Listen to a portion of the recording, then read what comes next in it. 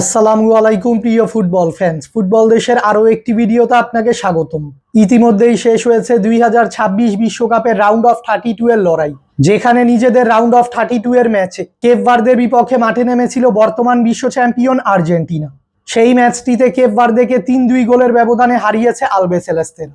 অন্যদিকে নিজেদের round of 32 এর ম্যাচে জাপানের বিপক্ষে মাঠে নেমেছিল 5 বারের বিশ্ব চ্যাম্পিয়ন ব্রাজিল। সেই ম্যাচটিতে জাপানকে 2-1 গোলের ব্যবধানে পরাজিত করেছে সেলেসাউরা। রাউন্ড অফ 32 এর ম্যাচগুলো শেষে এবার রাউন্ড অফ 16 এর ম্যাচ খেলতে মাঠে নামছে লাতিন আমেরিকান দুই জায়ান্ট আর্জেন্টিনা ও ব্রাজিল। আজকের এই ভিডিওতে আলোচনা করব রাউন্ড অফ 16 আর্জেন্টিনা ও ব্রাজিলের ম্যাচ কাদের বিপক্ষে এবং ম্যাচগুলোর ভেন্যু ও সময়সূচি নিয়ে। তাই মূল ভিডিওটি শুরু করার আগে আমাদের চ্যানেলে প্রথমবার এসে থাকলে চ্যানেলটি সাবস্ক্রাইব করে আমাদের সাথেই থাকবেন। 2026 ফিফা বিশ্বকাপের রাউন্ড অফ 16 এর ম্যাচে এবার ইউরোপের দেশ নরওয়ের বিপক্ষে মাঠে নামবে 5 বারের বিশ্ব চ্যাম্পিয়ন ব্রাজিল।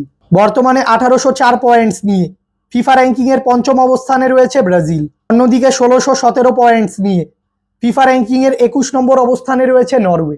ব্রাজিল বনাম নরওয়ের মধ্যকার এই বিশ্বকাপের রাউন্ড অফ 16 এর ম্যাচটি খেলা হবে যুক্তরাষ্ট্রের নিউ ইয়র্ক নিউ জার্সি স্টেডিয়ামে, এবং এই ম্যাচটি অনুষ্ঠিত হবে বাংলাদেশ সময় অনুযায়ী 6 জুলাই রাত 2টায়, অর্থাৎ 5 জুলাই রবিবার দিবাগত রাত 12টার 2 ঘন্টা পর ম্যাচ।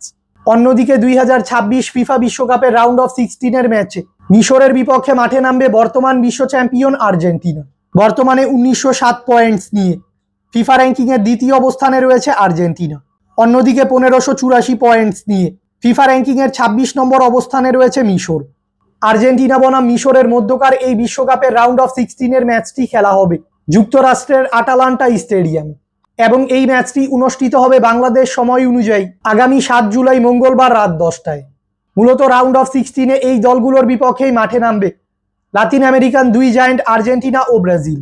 ফুটবলের সকল নিউজ এবং আপডেটস পেতে আমাদের চ্যানেলটি সাবস্ক্রাইব করবেন এবং আমাদের সাথেই থাকবেন। ধন্যবাদ।